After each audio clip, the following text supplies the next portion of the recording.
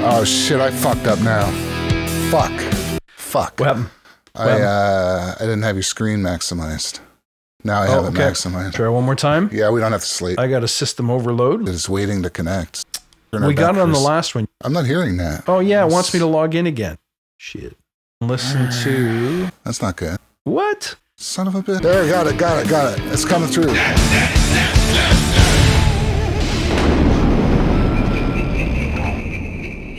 Welcome to the Mixorcist, guys. Welcome. What's going on?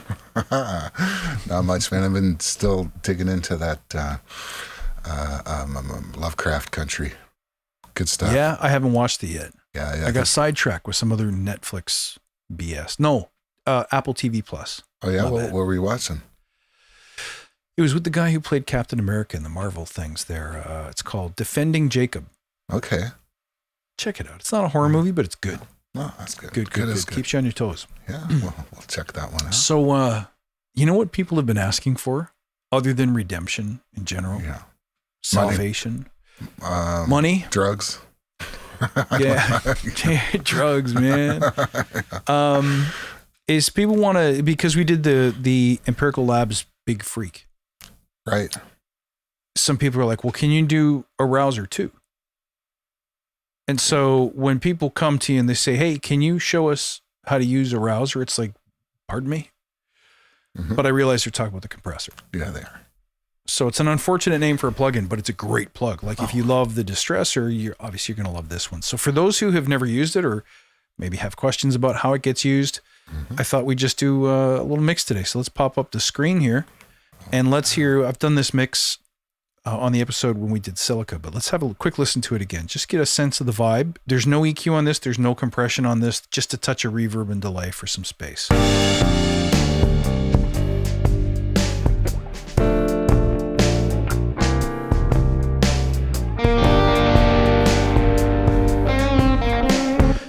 right, so it needs a ton of work. However, it is a working bass, drums, guitar, lead guitar, and so bass, drums, and 2 guitars. So let me just pull down the wet on that. But let's bring Arousor into play, starting with the drums. So I'm going to mute out everything else. And here, if you're familiar with the distressor model of compressor, this should be pretty familiar to you. You've got the ability to choose your in, your gain, the attack and release times, and your output. So effectively, this is not a threshold control, but it's the combination of the in and the out that'll get you to the right setting there. Then they've got some extra stuff that you won't see on the distressor itself that are unique here, like an attack modifier, a clipper, although the distressor had distortion modes. This has got a continuously variable saturation level and meters to go with it. Then you've got your detector high pass filter, and you have a detector sidechain EQ where you can change the slope, the gain, and the frequency, and then a wet dry mix. And if you want to, there's an advanced control where you can change the dry level trim if you need to.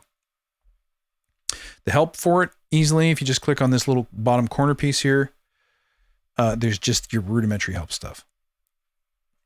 Okay.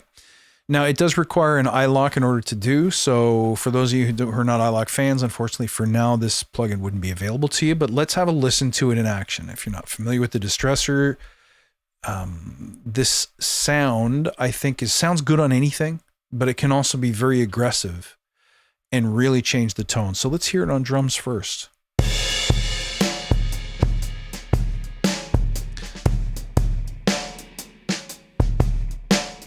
Okay, so right now it's not doing a whole lot. I mean, it is gain reducing a tiny bit there, but let's drive it a bit harder. Okay. Oh yeah. So at aggressive levels, it's pumping and thumping the way a compressor should, right? So starting to get that dirty character sound that you want.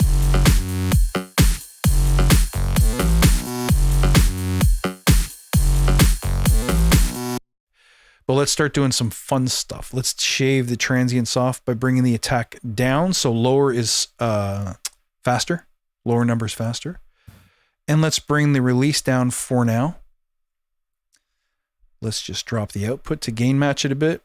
And let's just listen across the range of a couple of different compression ratios, shall we? So this is 1.5 to 1 without first.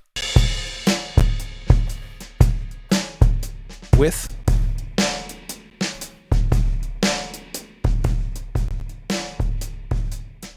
Without.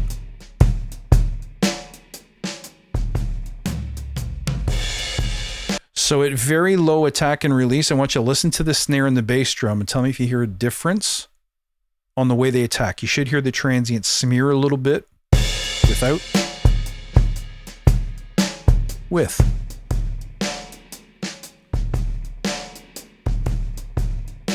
Softens them a bit, yeah?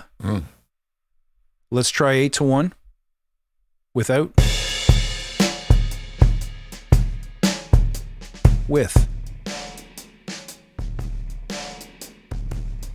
All right, so now it's actively choking it, and you can go all the way up to 20 to 1 or rivet, which is probably a brick wall limiter type, if I remember correctly. I think on the actual device it's called Nuke. Let's have a listen without. Sorry, without first. Oh, wow. Ooh. I mean, it's really pillowing it out. So that you'd really only want that for an effect, right? But if you did unleash the attack a little bit, just let a little more transient through, and let's leave the release where it is, but let's have a listen now without and with. And let's maybe go down back to 8 to 1. Let's have a boo. Okay, without.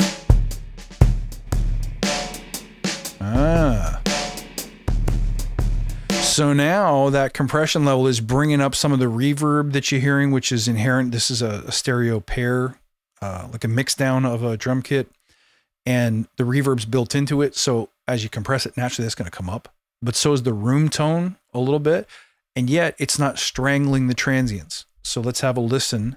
Compressor on, longer attack, around 3 or 4, just shy of halfway. Let's choke it up again. Listen.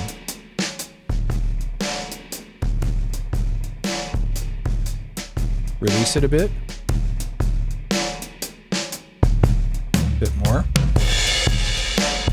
Now there's also an attack modification dial here if you want to listen. Let's put this in a medium setting. I find it hard to hear what this does exactly, so I can't describe it academically, but once you jack it all the way up, you should be able to hear a difference. Again, listen for the kick and snare. Here we go. Let's crank it.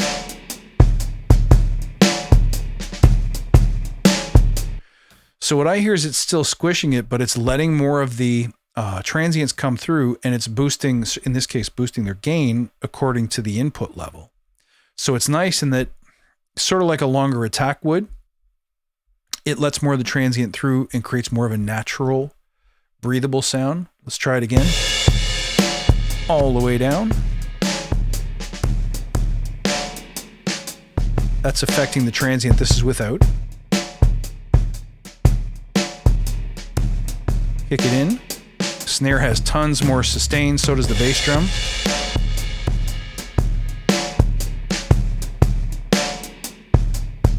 Without. With. And then bringing it all the way back down to 0. So to my mind, this allows you to have high levels of compression, but while keeping the actual transient sounding natural. So the compressed vibe is still there, but it's not smearing the transients in a way where it's like, well, I don't like that, so I guess I have to lay off the ratio or lay off the threshold. You can have them both. Yeah, I'm totally hearing that. I mean, in my mind, that kind of behavior equates to punch. And I think the very first time I heard this compressor, I thought, yeah, that's punchy. That's, yeah, it's solid. And what you just said about the transients, I think explains it to a good degree. Hopefully, that's the goal. Like it's got a bad clip light, so there's good clip and there's bad clip. Oh. The bad clip is a digital over, I presume, and you want to go there.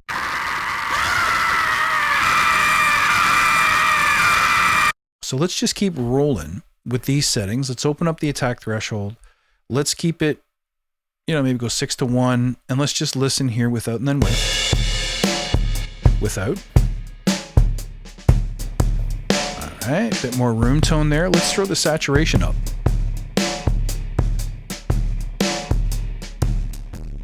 Oh, wow. So there's unusable.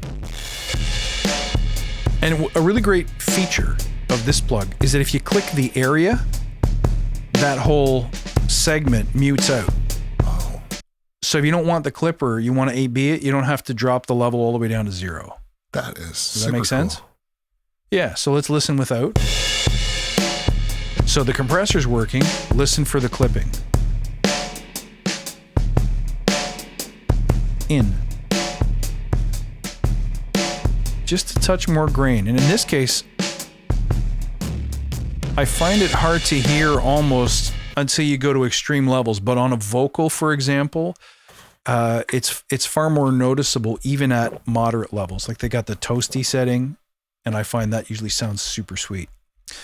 Let's quickly check in on the detectors. So this should free up some of the bottom end and leave it alone. Let's bring it all the way down. Probably shut it off.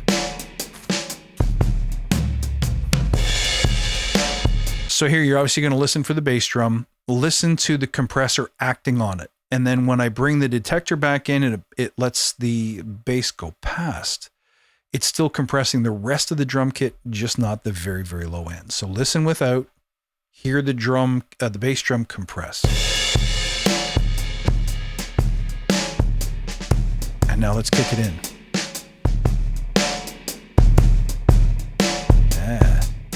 So it leaves that area unaffected while still compressing the rest of the signal. Now, interestingly, there is also the ability to do the same thing for anywhere in the frequency spectrum. So almost de-esser style. You can grab an area that you're not liking. It's too loud, it's too strident. You want the compressor to react to that area first. So maybe we could pick for, I don't know, for hats and cymbals, we want to go on the high end. Oh, sorry, that's not the frequency. This is the frequency. Let's go up here on the high end. Let's keep. By the way, one thing I like about Empirical Lab stuff is they have a blue detent to show you the default setting, if you will. Mm-hmm. But of course, anything you want to do then to go and maim it or harm it, you can just go left to right and mess it up. And so listen to what happens as we boost with the detector sidechain in the roughly, I'm guessing that's around 8K. Hard to see from here. Let's go extreme.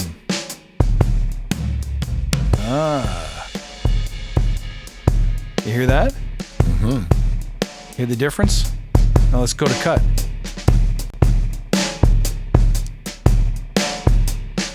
Not sure I hear the difference on the cut so much, but when you boost, it's definitely pulling down hi-hats, cymbals, everything in the high end. Let's change the slope of the bandwidth.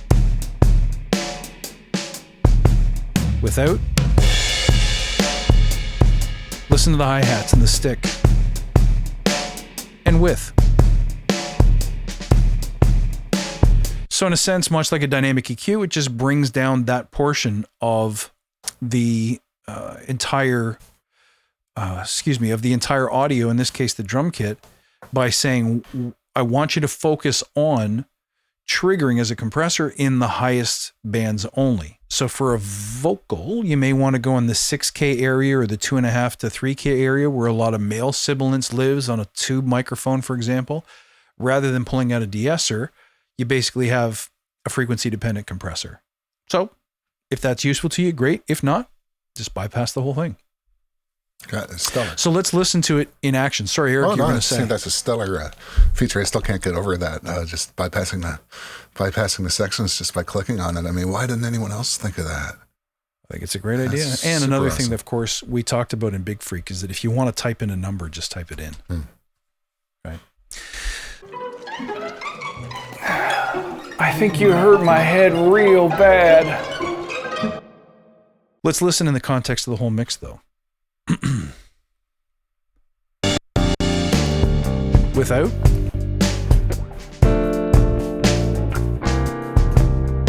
With.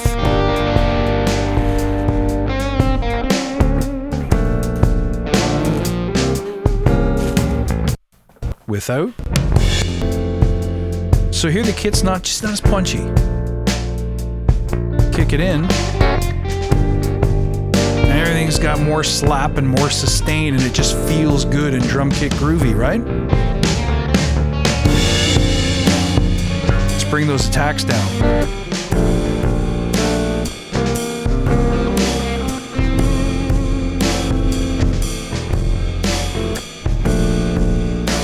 That's almost not usable, but if we use the attack mod,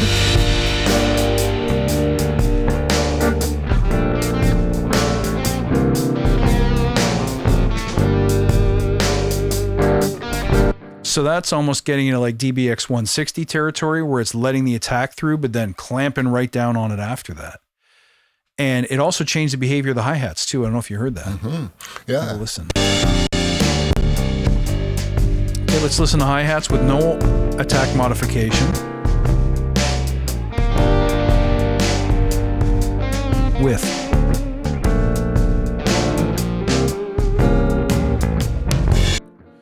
It's almost like it subdued the attack more on the hi-hats than it did on the snare. It's weird. I'm sure there's a good reason for that. I just don't happen to know what it is. And let's bring the high-pass filter back up. Let's go for a slightly longer release, slightly longer attack, maybe 8-to-1 compression, a little more saturation. Let's see how it sounds in the mix without. Boring. Don't like it. Let's kick some Arousor in. Oh man, hear the bottom end. Listen.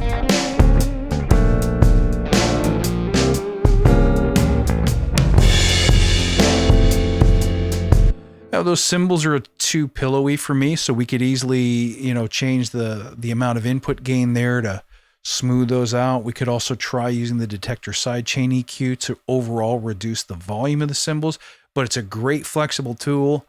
I find that the distressor / arouser, it's attitude compressor. Mm-hmm. It's not character like vintage character necessarily, but it has a sound. And if you want that sound, I think there's only one place to get it. That's super. I almost don't want to use the word aggressive because not everything you've shown us here is necessarily aggressive, but it's very upfront, forward, and it's sure of itself. Even at the small ratios, I noticed that it's got authority over the audio that's going through it. Absolutely. So one thing we could try, let's put that back to, let's try throwing this on a mix, shall we? Just real quick. So let's go something like 1.5-to-1, low in, medium, attack and release. No fancy stuff, but let's take advantage of the saturation, shall we? So let's listen without.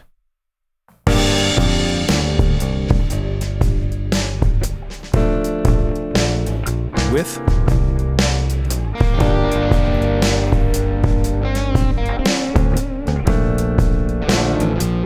Without. With.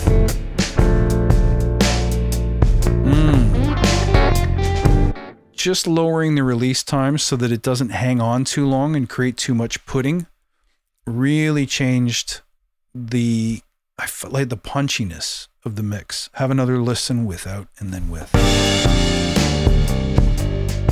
Nothing going on. With. Oh yeah.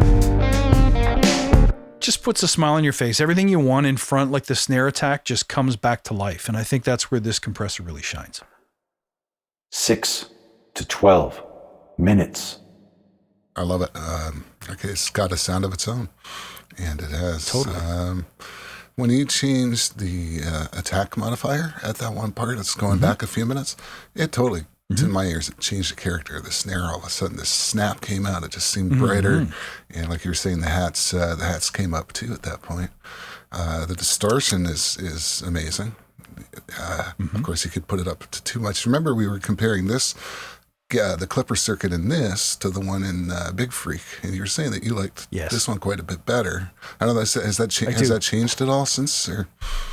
I haven't used Big Freak's saturator much since. I did hear somebody say it's not technically a saturator. I forget what it was really meant to be, but it wasn't meant to drive grit. Interesting, because If that's the case, that makes sense because we couldn't really get it gritty. right, whereas this one, there's zero problem getting that out of this one. Oh, visible grit. Yeah. Yeah. And so the manual doesn't really say a ton about how the attack modifier works or what to expect from it.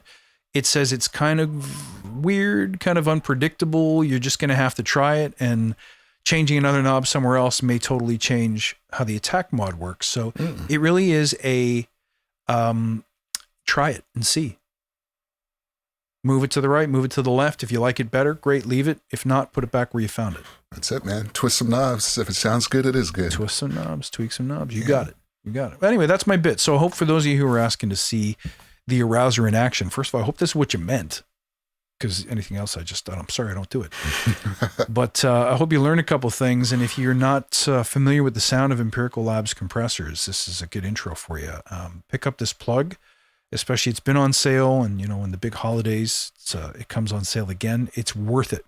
I use this for voiceover with music in the background. When you need things to be out front and attitude, like think of doing marketing work or whatever, like ad work, you need something that brings vocal attitude forward. And this plug is perfect for that. Oh, sounds wonderful. Yes, sir. So I am definitely thinking twice about getting an iLock at this point.